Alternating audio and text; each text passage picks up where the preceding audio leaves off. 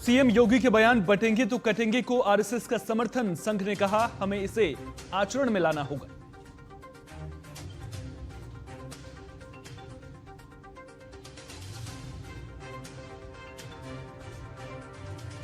महाराष्ट्र विधानसभा चुनाव के लिए बीजेपी ने जारी की 40 प्रचारकों की list. PM Modi, JP Nadda, Amit Shah, Nitin Gadkari का नाम शामिल।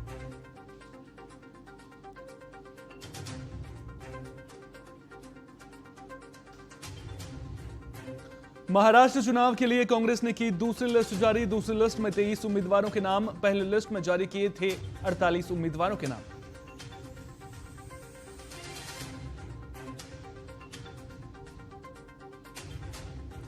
महाराष्ट्र विधानसभा चुनाव को लेकर शिवसेना उद्धव गुट की दूसरी लिस्ट जारी। 15 उम्मीदवारों के नाम शामिल।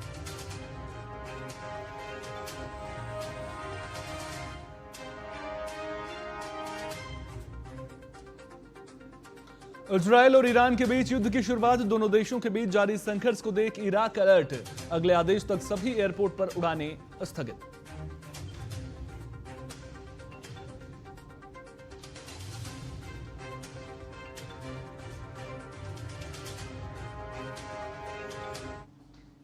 नमस्कार, टीएनपी न्यूज देख रहे हैं आप और खबरें दिन भर के लेकर आपके साथ हाजिर हूं मैं सोहन सिंह।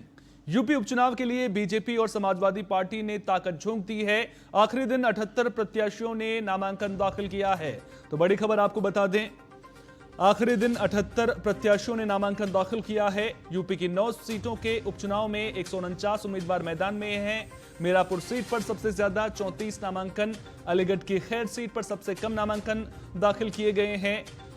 6 पर्चे यहां पर भरे गए हैं। मुरादाबाद के कुंदर की सीट पर 19 प्रत्याशियों का नामांकन हुआ है। गाजियाबाद सीट पर भी 19 प्रत्याशियों ने नामांकन दाखिल किया है। मैनपुरी की करहल विधानसभा सीट पर 10 प्रत्याशी मैदान में हैं। कानपुर की सीसामऊ सीट पर 11 प्रत्याशी मैदान में हैं। प्रयागराज की फूलपुर सीट पर 19 प्रत्याशी मैदान में हैं। वहीं अंबेडकर नगर की कटेहरी सीट पर 14 प्रत्याशी ताल ठोंक रहे हैं। मिर्जापुर की मझवा सीट पर 17 प्रत्याशी चुनावी मैदान में हैं।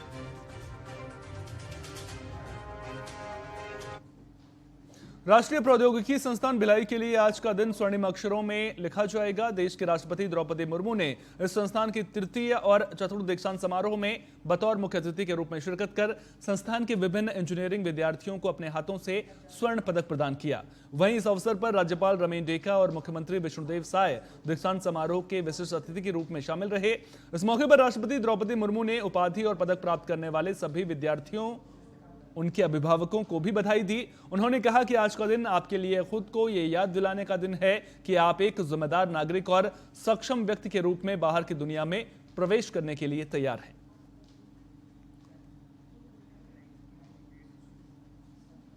बिहार की राजधानी पटना में टीएनपी न्यूज की खबर का असर हुआ है। लोक आस्था का महापर्व छठ को लेकर बिहार के मुख्यमंत्री नीतीश कुमार ने दानापुर के नासुरीगंज गंगा घाट से जलमार्ग से जहाज द्वारा पटना सिटी के कई गंगा घाटों का निरीक्षण किया। साथ ही गंगा घाटों को सुरक्षित करने के लिए प्रशासनिक अधिकारियों को विशेष दिशा निर्देश दिए।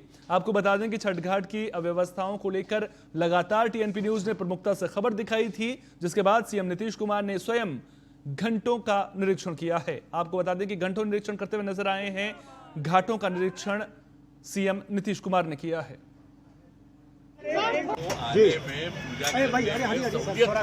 वही देखने के लिए ना हम लोग आए हैं। सब चीज हो रहा है तो इसलिए एकदम बहुत अच्छा हो।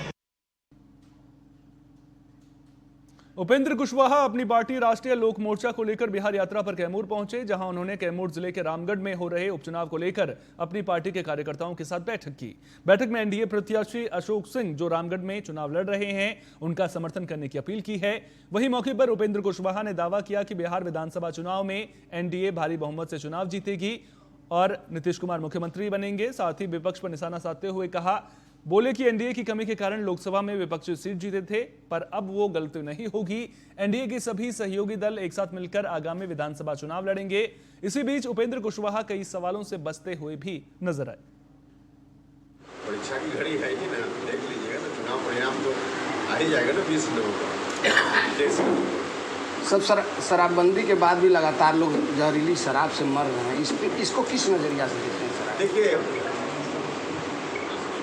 शराब पीने के कारण जो मौत हो रही है उन राज्यों में भी हो रही है जिन राज्यों में शराबबंदी नहीं है। एमपी के भोपाल में संगठन चुनाव को लेकर बीजेपी की बैठक हुई। लगातार 3 घंटे तक चली इस बैठक के बाद बीजेपी प्रदेश अध्यक्ष वीडी शर्मा और सीएम मोहन ने प्रेस कॉन्फ्रेंस की। इस दौरान उन्होंने कहा कि संगठन पर्व में बीजेपी ने एमपी में 1 करोड़ 60 लाख की सदस्यता, आपको बता दें कितने सदस्य बनाए हैं, 15 नवंबर तक और भी बनाए जाएंगे।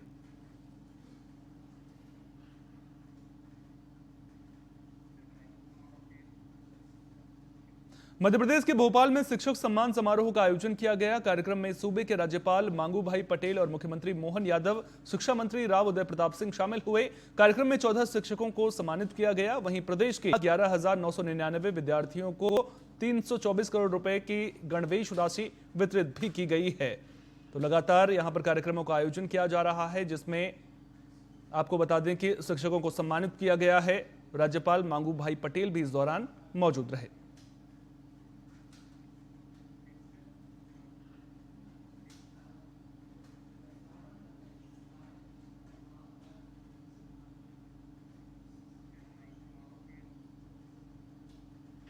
सारंगपुर के ग्राम संडावता में मध्य प्रदेश सरकार के राज्य मंत्री गौतम टेटवाल और नारायण सिंह पवार ने यूनिवर्सल सोशल एंगेजमेंट कार्यक्रम हट्स पोर्टल का शुभारंभ किया।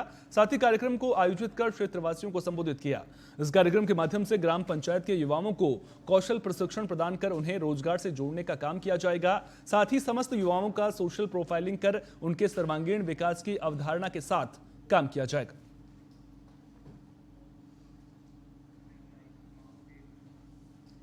बीना विधानसभा से विधायक निर्मला स्प्रे का कांग्रेस मीडिया विभाग के अध्यक्ष मुकेश नायक ने बहरूपिया करार दिया है। मुकेश नायक ने कहा कि निर्मला स्प्रे बहुत बड़ी बहरूपिया हैं, अगर उन्हें डर नहीं है तो वो विधायक पद से इस्तीफा क्यों नहीं दे देती हैं। साथ ही कहा कि विधानसभा उपचुनाव में निर्मला स्प्रे को ये बहुत अच्छे से पता है कि इस बार वो टिकाऊ के आगे बिकाऊ टिक नहीं पाएंगे।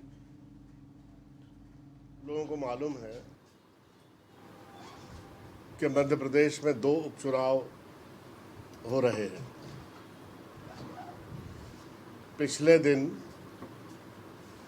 बुधनी उपचुनाव में जब भारतीय जनता पार्टी के प्रत्याशी अपना नामांकन भरने के लिए गए तो ये देखा गया कि निर्वाचन आयोग के नियम संचालन और प्रक्रिया के तहत केवल 4 लोग उम्मीदवार के साथ नामांकन भरने जा सकते हैं। बलरामपुर में पुलिस कस्टडी में युवक की मौत मामले को लेकर मृतक के परिजनों से मिलने कांग्रेस कमेटी के प्रदेश अध्यक्ष दीपक बैज संतोषी नगर पहुंचे, जहां दीपक बैज ने मृतक के परिजनों से मुलाकात कर सांत्वना दी। इस मौके पर प्रदेश अध्यक्ष दीपक बैज ने, आपको बता दें कि उनके साथ पूर्व मंत्री अमरजीत भगत, पूर्व विधायक बृहस्पति सिंह और जिला अध्यक्ष राजेंद्र तिवारी भी मौजूद रहे। दरअसल आज मृतक का अंतिम संस्कार किया गया।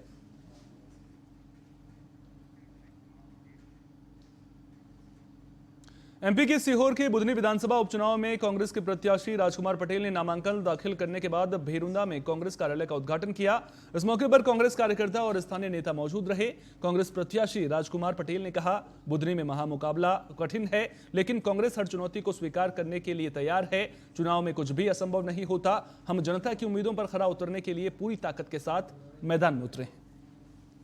देखिए, चुनाव होता है और चुनाव को चुनाव की तरह लिया जाना चाहिए, तो हम बहुत गंभीरता से चुनाव को ले रहे हैं, क्योंकि हम भी इस बात को जानते हैं कि चुनौती बड़ी है,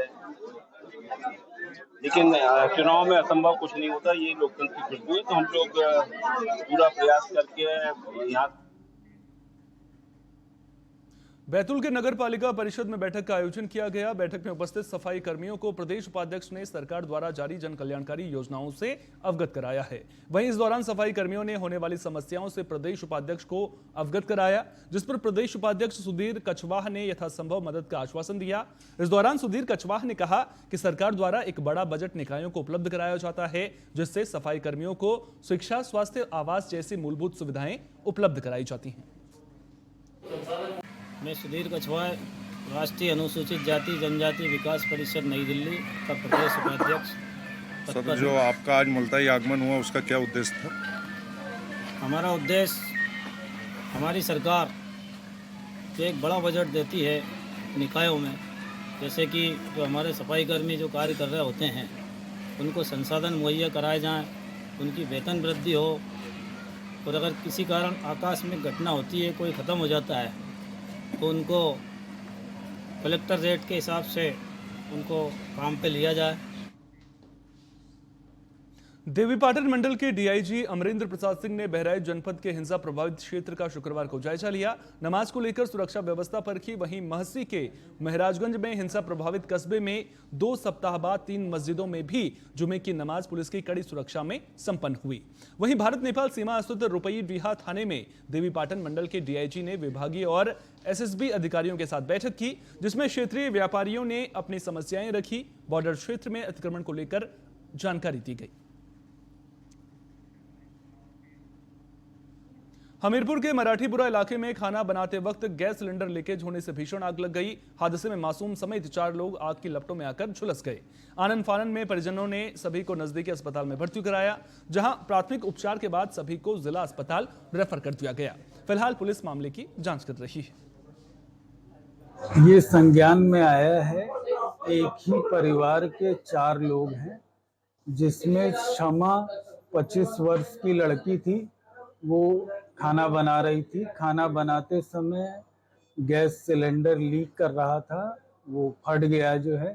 फटने की वजह से उनकी माताजी संगीता, भांजी पूर्वी 3 वर्ष की और एक लड़का अजय 35 वर्ष का, ये चारों लोग जली हुई अवस्था में जिला चिकित्सालय पुरुष अस्पताल की इमरजेंसी में आए हैं। ये संज्ञान में आ रहा है। भाजपा यूपी के हमीरपुर में धनतेरस और दीपावली पर्व को लेकर प्रशासन अलर्ट मोड में नजर आ रहा है। पुलिस अधीक्षक दीक्षा शर्मा और जिलाधिकारी घनश्याम मीणा ने पैदल गश्त किया। बॉडी प्रोटेक्टर पहनकर पुलिस फोर्स के साथ मुख्यालय की गलियों में पैदल मार्च किया। सुरक्षा व्यवस्था का जायजा लिया। सदर कोतवाली क्षेत्र के सूफीगंज इलाके का दौरा किया।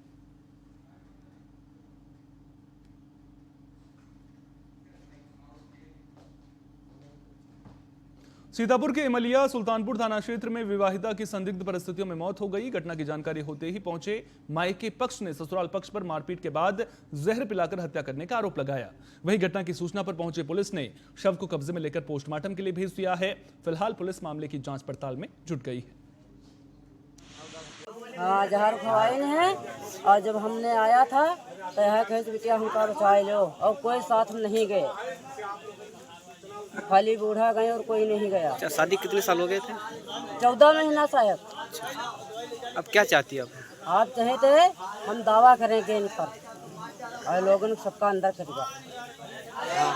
कितने साल हो गए शादी के? 14 महीना। झांसी के ग्राम पलरा में खंड शिक्षा अधिकारी शंकर दयाल नामदेव के निर्देशन में खेल कूद कबड्डी प्रतियोगिता का आयोजन किया गया, जिसमें तमाम बच्चों ने सुलेख, कबड्डी और खो खो आदि में बढ़ चढ़कर हिस्सा लिया। वहीं मौके पर ग्राम प्रधान मोहन कुशवाहा ने हरी झंडी दिखाकर फीता काटकर प्रतियोगिता का शुभारंभ किया। इस मौके पर बच्चियों ने कबड्डी में प्रथम स्थान पाकर ग्राम पंचायत पलरा का नाम रोशन कर दिया। वहीं इस प्रतियोगिता में प्रथम स्थान प्राप्त करने वाले सभी बच्चों को स्कूल स्टाफ द्वारा सम्मानित किया गया। विभिन्न प्रकार की जो हमारे यहाँ शासन द्वारा प्रतिवर्ष बेसिक शिक्षा परिषद में ये जो खेल प्रतियोगिताओं का आयोजन होता है, उसी के क्रम में इस वर्ष भी विद्यालय स्तर पर चयनित विभिन्न प्रकार की खेल प्रतियोगिताओं से, जैसे कबड्डी है, खो खो है, गोला फेंक है, ऊंची कूद है, दौड़ है, विभिन्न प्रकार की प्रतियोगिताओं का आयोजन किया जाता है। उसमें से प्रथम, द्वितीय एवं तृतीय स्थान प्राप्त करने वाले छात्र छात्राएं न्याय पंचायत स्तर पर समस्त विद्यालय मिलकर प्रतिभाग करते हैं। न्याय पंचायत स्तर आगामी त्योहारों के मद्देनजर आबकारी विभाग एक्शन मोड में है। पुलिस और आबकारी विभाग की संयुक्त टीम ने औरैया के आदर्श नगर बस्ती में छापेमारी की। इस कार्रवाई के दौरान टीम ने 55 लीटर अवैध कच्ची शराब बरामद की।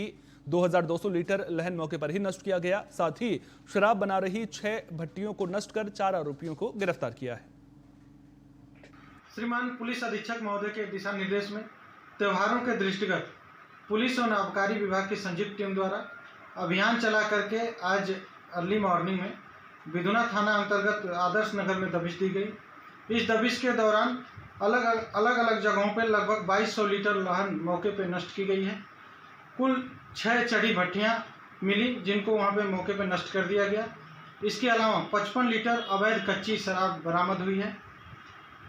मौके से 4 अभियुक्तों को गिरफ्तार किया गया है, जिनके विरुद्ध समुचित धाराओं में अभियोग पंजीकृत करके माननीय न्यायालय के समक्ष प्रस्तुत किया जाएगा। मुजफ्फरनगर के चरथावल बस स्टैंड के सामुदायिक शौचालय पर इंजेक्शन के सिरिंज मिलने की खबर सामने आई है। जानकारी के मुताबिक सामुदायिक शौचालय से सफाई के दौरान हर रोज भारी मात्रा में नशे के इंजेक्शन सिरिंज मिलते हैं। मेडिकल स्टोर संचालक ने बताया कि ये दवाइयां ज्यादातर पशुओं को लगाई जाती हैं, जिसका इस्तेमाल नशेड़ी नशा करने के लिए कर रहे हैं। बता दें कि चरथावल बस स्टैंड के सामुदायिक शौचालय के आसपास आधा दर्जन से ज्यादा मेडिकल स्टोर उपलब्ध हैं। 2 घंटे 2 लड़के आते हैं, नौजवान ये आते हैं, इंजेक्शन लगता है, नशे का सेवन करते हैं, उन्हें रोकते हैं तो माटी पर हो जाता है। छपरा के मढ़ौरा नगर पंचायत के आदित्य होटल में एसपी के निर्देश पर बड़ी कार्रवाई की गई। पुलिस ने आदित्य होटल में छापेमारी कर सेक्स रैकेट का खुलासा किया। इस दौरान 3 जोड़ों को आपत्तिजनक हालत में पकड़ा गया है। साथ ही कई आपत्तिजनक सामान भी पुलिस ने बरामद किया है। होटल के मैनेजर को गिरफ्तार कर लिया गया है, जिसके बाद होटल को सील कर दिया गया है। फिलहाल पुलिस मामले में केस दर्ज कर जांच पड़ताल में जुट गई है।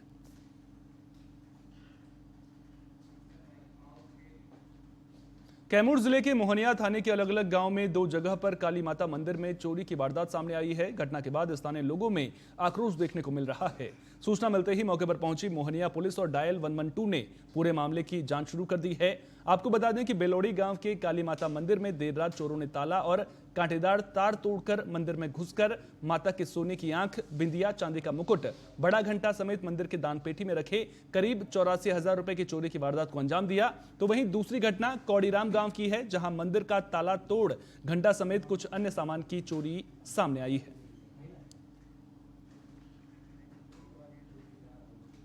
बिहार के भागलपुर में आगामी काली पूजा और महापर्व छठ को लेकर जिला प्रशासन ने तैयारियां तेज कर दी हैं। जिलाधिकारी और एसएसपी ने बरारी पुल घाट, सीडी घाट, माणिक सरकार घाट का नाव से निरीक्षण किया। उन्होंने अधिकारियों को सभी छठ घाट को पूरी तरह से साफ सफाई कर दुरुस्त करने का निर्देश दिया। इसके साथ ही घाटों पर उमड़ने वाली संभावित भीड़ को लेकर भी सुरक्षा व्यवस्था और एसडीआरएफ गोताखोरों की व्यवस्था पुख्ता रखने, घाट पर बैरिकेडिंग करने का निर्देश दिया। काली पूजा को लेकर विसर्जन घाटों और विसर्जन रूट को दुरुस्त करने के भी निर्देश दिए गए।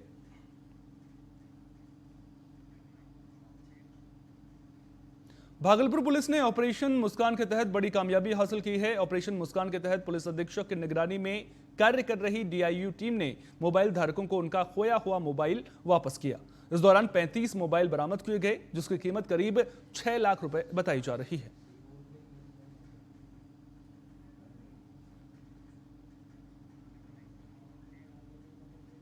भागलपुर में शत विशत स्थिति में एक महिला का लाश पोखर से बरामद किया गया है। घटना लोदीपुर थाना क्षेत्र के गांगटा पोखर की है। महिला का शव 24 घंटे पुराना बताया जा रहा है। स्थानीय लोगों ने असामाजिक तत्वों द्वारा रेप कर हत्या की आशंका जताई है। वहीं मौके पर पहुंची पुलिस ने शव को कब्जे में लेकर पोस्टमार्टम के लिए भेज दिया है। फिलहाल पुलिस मामले की जांच पड़ताल कर रही है। जानकारी के मुताबिक इलाके में 72 घंटे के अंदर यह दूसरा शव बरामद किया गया है, जिससे लोगों में दहशत देखने को मिल रही है।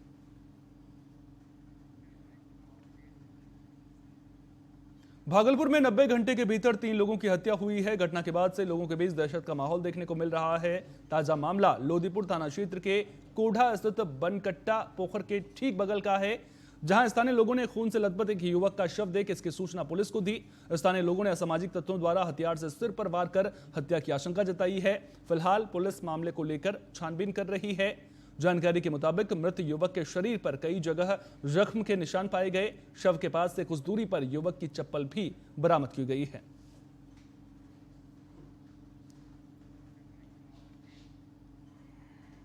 खबर बिहार के रोहतास जिले से है, जहां करगहर प्रखंड क्षेत्र के फकीली में एक अजीबोगरीब यात्री शेड बनाया गया है, जो चर्चा का विषय बना हुआ है। दरअसल करगहर दक्षिणी के जिला परिषद पूनम भारती ने फकीली मोड़ के पास एक यात्री शेड का निर्माण कराया है, जो चारों ओर से पानी के बीचों बीच है। यहां पर आने जाने का भी कोई रास्ता नहीं है, जिसकी वजह से इसका उपयोग यात्री और राहगीर नहीं कर पा रहे हैं और ये सड़क से 5 फीट नीचे बनाया गया है। सर, आप देख सकते हैं यात्री शेड बनाया जाता है यात्रियों की सुविधा के लिए। यहाँ पर आप खुद देख रहे हैं कि इसका निर्माण 2023 में कंप्लीट हो जाना चाहिए और ये अब 24 का लास्ट चल रहा है, अभी तक कंप्लीट हुआ नहीं। ये किसकी सुविधा के लिए आखिर बनाया गया है? ये तो सरकार के पैसे का दुरुपयोग किया गया है। बलरामपुर में पुलिस कस्टडी में हुई स्वास्थ्यकर्मी गुरचरण मंडल की मौत को लेकर विरोध जारी रहा। इसी बीच आज मृतक का अंतिम संस्कार किया गया, लेकिन इस दौरान ग्रामीण और परिजनों ने पुलिस के सामने शर्त रखी थी कि अंतिम संस्कार के समय कोई भी पुलिसकर्मी उसके गांव में ना हो। दरअसल पुलिस कस्टडी में हुई युवक की मौत के बाद से लगातार परिजनों और ग्रामीणों का विरोध जारी रहा। बीते 24 तारीख को भी थाने पर जमकर तोड़फोड़ की गई थी। वहीं बीते कल शुक्रवार को जब युवक का पोस्टमार्टम किया जा रहा था तो परिजनों और गांव वालों ने मिलकर पुलिस वालों के साथ मारपीट की और सड़क पर बैठ गए, जिसके बाद पुलिस द्वारा कड़ी सुरक्षा व्यवस्था के बीच मृतक का शव उसके गृहग्राम पहुंचाया गया, लेकिन परिजनों ने शव को लेने से इनकार कर दिया था। वहीं मौके पर पहुंचे अधिकारियों की समझाइश के बाद अंतिम संस्कार किया गया।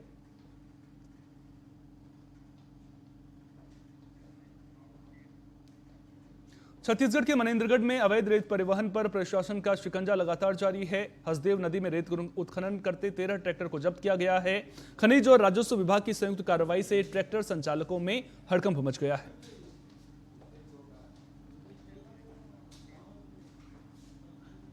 भोपाल के अमराई से अनोखा मामला सामने आया है, जहां ससुर की जासूसी करने पर अपने 3 साथियों के साथ बुर्का पहनकर दामाद पहुंचा, लेकिन घर वालों ने जूते देख दामाद को पहचान लिया और तीनों की बुर्का उतारकर जमकर पिटाई कर दी। फिलहाल पुलिस मामले की जांच कर रही है।